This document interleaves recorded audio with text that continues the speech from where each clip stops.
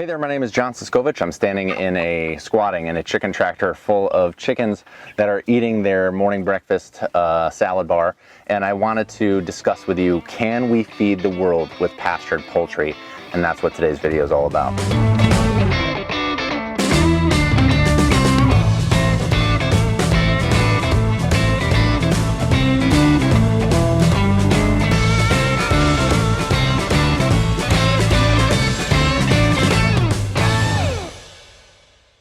So it's a red flag thing. It's a hot button issue. Can we feed the world with sustainable and small scale agricultural practices? And think about this in terms of a bed of nails, right? Right now, our bed of nails has only a few nails in it, where if you step on it, you're gonna get a nail through the foot. If you lay down on it, you're gonna get a nail through your back. But if you have a lot of bed of nails and you spread that out, you can lay down and not get hurt, and that's the whole gimmick behind a bed of nails.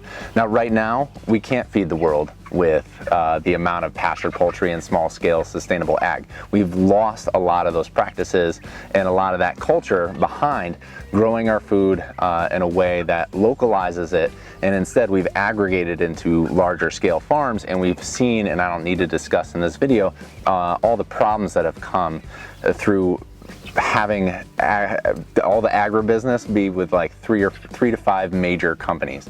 It's just not doing good. There's health epidemics, there's food waste, there's food deserts, there's just a plethora of problems that has come from trying to feed the world bigger, faster, cheaper, bolder food. The wonderful thing is that we can do something about that. The whole point of Farm Marketing Solutions is to inspire and educate the next generation of farmers. Now, these chickens right here are only going to feed a couple people.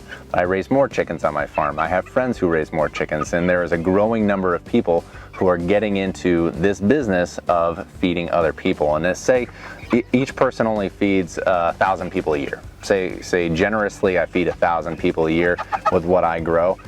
There's 30,000 people in the town next to me. But there's enough land mass around me for there to be more of me and to market more of these type of products to all of those people. And as that infrastructure slowly grows, we have the ability to feed the world, and it is very possible. And the thing that I love most about that is the more people who get into pasture-based livestock. You start with chickens, you move to pigs, you realize you're buying a lot of feed in from elsewhere, you get something that eats grass, you fall in love with cows and goats and sheep, and you realize that this can be done and it can be viable. And there are case studies of people doing it around the country and making a living from it. Now, all these chickens are eating grass, and that grass, as it's broken, it's going to be like, oh no, I need to do some more growing. And right now it's June and things are growing really fast.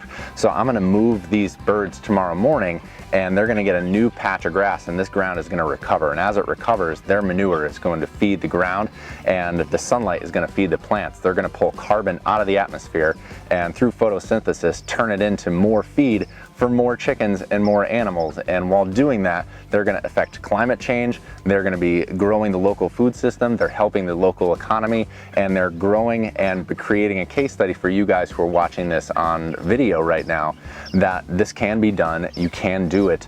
It is a struggle and it is a cultural shift, but it is something that is totally possible if you wanna get into this. Now, there are gonna be bumps in the road. You're gonna have to start slowly and figure out the numbers and the situation for yourself, but I will be here along the way. And if you want to get into pastured poultry, I strongly recommend two things. One is me, and we'll come back to that, but the first one is the American Pastured Poultry Producers Association. They are working hard. It's a team of people who are raising livestock, not just chicken, all around the country.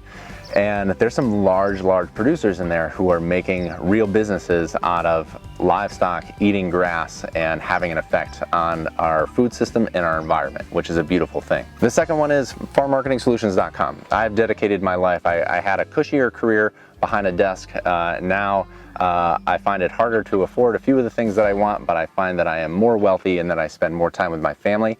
I eat like a king, and I get to hang out with you guys here on YouTube.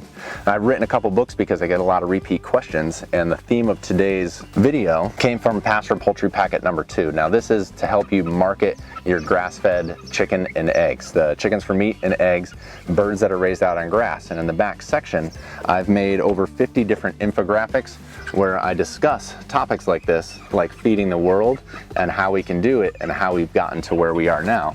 Now these infographics can be printed out, can be photocopied once you purchase it, whether it's a PDF or the print version of the book, and then you can hang them up at your farmer's market, at your farm store, on your farm, so that you can have these conversations with people, or at least prime them for the conversation without having to be there. And that's being more efficient and outsourcing your time by having that information there. People can digest it and they come to you with more pointed questions. Instead of saying, tell me about chickens, they can ask about some very specific aspect of them. If you want to purchase my book, you can go to farmmarketingsolutions.com/store.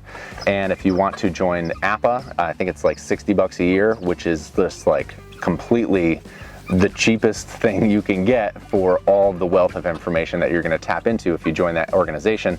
That's at apppa.org. Thanks for taking the time to watch this video. We can feed the world. We just need more farmers. It can happen, it will happen, and there is a shift. Change happens slowly. Every overnight success is 10 years in the making. I hope that you start your journey soon, and until next time, I will see you out in the field.